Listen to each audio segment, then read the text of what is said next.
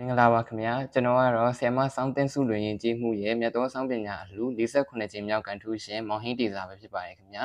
ကျွန်တော်ကဒီနေ့မှာမြို့မဥယျာဉ်လေးရေးသားထားတဲ့မြူမောင်ဝေကင်းခေါ်အေးတဲ့ရေဆိုတဲ့တခြင်းကိုစူးစမ်းပြီးအတီးတီးတန့်တီးခတ်ပြသွားမှာဖြစ်ပါတယ်ခင်ဗျာ